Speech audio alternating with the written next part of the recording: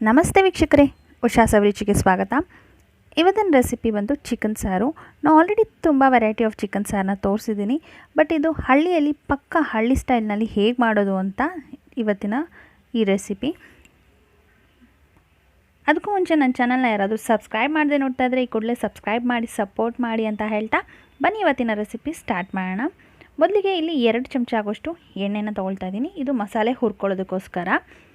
ಹಾಗೆ ಇಲ್ಲಿ ಒಂದು 12 ಬ್ಯಾಡಗಿ ಮೆಣಸಿನ್ಕಾಯಿನ ತೊಗೊಳ್ತಾ ಇದ್ದೀನಿ. ಖಾರ ಬೇಕು ಅನ್ನೋರು 1-2 ಗುಂಟೂರು ಮೆಣಸಿನ್ಕಾಯಿನೂ ಇದ್ರ ಜೊತೆಗೆ ಮಿಕ್ಸ್ ಮಾಡಿಕೊಂಡು ಫ್ರೈ ಮಾಡ್ಕೊಳ್ಬೋದು.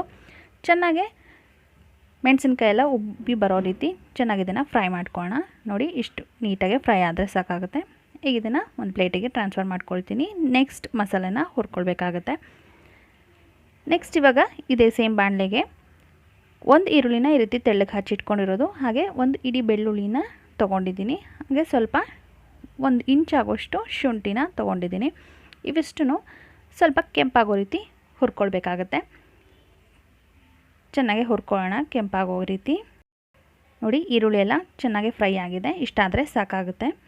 ನೆಕ್ಸ್ಟ್ ಇದಕ್ಕೆ 1 ಟೀ ಸ್ಪೂನಷ್ಟು ಜೀರಿಗೆ, ಹಾಗೆ 1 ಟೀ ಸ್ಪೂನಷ್ಟು ಕಾಳುಮೆಣಸು ಹಾಕ್ಕೊಳ್ತಾ ಇದ್ದೀನಿ. ಇದನ್ನು 1-2 ನಿಮಿಷಗಳ ಕಾಲ ಹುರ್ಕೊಳ್ಳೋಣ.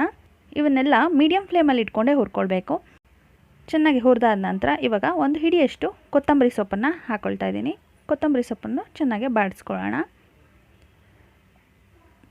ಕೊತ್ತಂಬರಿ ಸೊಪ್ಪು ಚೆನ್ನಾಗಿ ಬಾಡಿದ ನಂತರ 2 ಟೊಮ್ಯಾಟೋನ ಈ ರೀತಿ ಸ್ಲೈಸ್ ಮಾಡಿ ಇಟ್ಕೊಂಡಿದ್ದೀನಿ. ಅದನ್ನು ಹುರ್ಕೊಳ್ತಾ ಇದ್ದೀನಿ.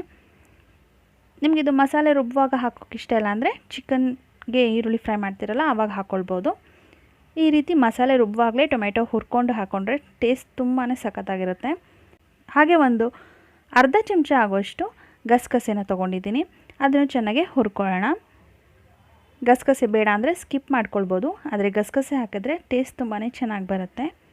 ಈಗ ಚೆನ್ನಾಗಿ ಫ್ರೈ ಆಗ್ತಾಯಿದೆ. ಇಷ್ಟ ಆದರೆ ಸಾಕು. ನೆಕ್ಸ್ಟ್ ಇವಾಗ ಇದಕ್ಕೆ ಹುರ್ಗಡ್ಲೆನ ಹಾಕ್ಕೊಳ್ತಾ ಇದ್ದೀನಿ. 1 ಚಿಕ್ಕ ಚಮಚದಷ್ಟು ಹುರ್ಗಡ್ಲೆ, ಹಾಗೆ 4 ಚಮಚ ಆಗೋಷ್ಟು ಧನಿಯಾ ಪೌಡರ್ ಬೇಕಾಗುತ್ತೆ. ಗ್ಯಾಸ್ ಫ್ಲೇಮ್ ಆಫ್ ಮಾಡಿಕೊಂಡು ಇದನ್ನು ಹುರ್ಕೊಳ್ಳೋಣ. ಯಾಕಂದರೆ ಧನಿಯಾ ಪುಡಿ ಆಲ್ರೆಡಿ ಹುರಿದು ಪುಡಿ ಮಾಡಿರೋದ್ರಿಂದ ಮತ್ತೆ ಜಾಸ್ತಿ ಹುರಿದ್ರೆ ಅದು ಸೀದೋಗಿಬಿಡುತ್ತೆ.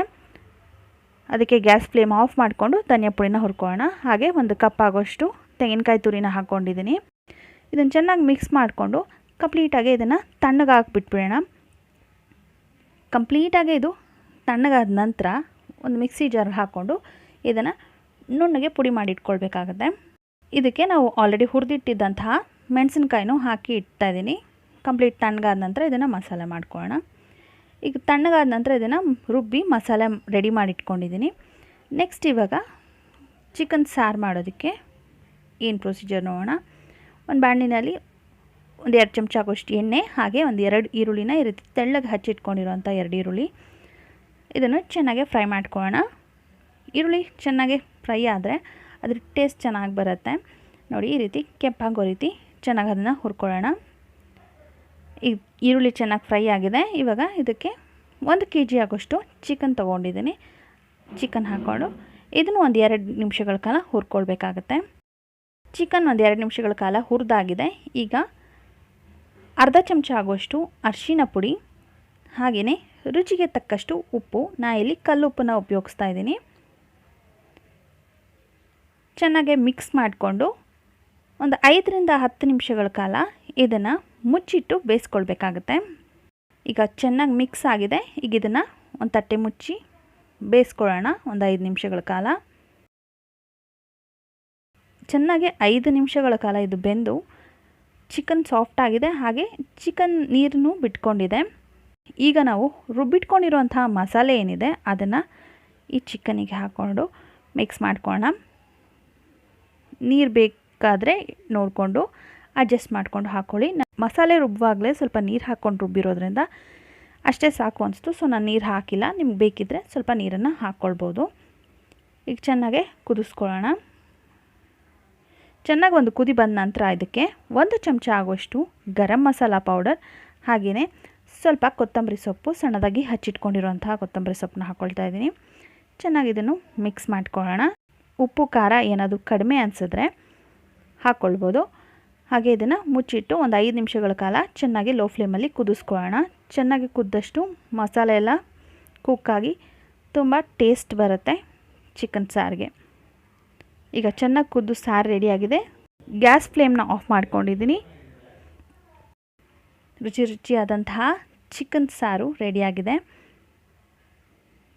ಇದನ್ನು ಅನ್ನ, ಮುದ್ದೆ, ದೋಸೆ ಯಾವುದಕ್ಕೆ ಬೇಕಾದರೂ ಸರ್ವ್ ಮಾಡ್ಬೋದು. ತುಂಬಾ ಟೇಸ್ಟಿಯಾಗಿರುತ್ತೆ. ನೋಡಿದ್ರಲ್ಲ ಇವತ್ತಿನ ಈ ಸಿಂಪಲ್ ಆದಂತಹ ವಿಲೇಜ್ ಸ್ಟೈಲ್ ಅಂದರೆ ಹಳ್ಳಿ ಸ್ಟೈಲ್ ಚಿಕನ್ ಸಾರು ಹೇಗೆ ಮಾಡೋದು ಅಂತ. ನಿಮಗೆಲ್ಲ ಇಷ್ಟ ಆಯಿತು ಅಂತ ಅಂದ್ಕೊತೀನಿ. ಇಷ್ಟ ಆದರೆ ಲೈಕ್ ಮಾಡಿ, ಹಾಗೆ ನನ್ನ ಚಾನಲ್ನ ಹೊಸದಾಗಿ ನೋಡ್ತಾ ಇದ್ದರೆ ಸಬ್ಸ್ಕ್ರೈಬ್ ಮಾಡ್ಕೊಳ್ಳೋದನ್ನ ಮರಿಬೇಡಿ. ಮತ್ತೆ ಸಿಗ್ತೀನಿ ಮತ್ತೊಂದು ವಿಡಿಯೋ ಒಂದಿಗೆ. Until then thanks for watching. ಧನ್ಯವಾದಗಳು.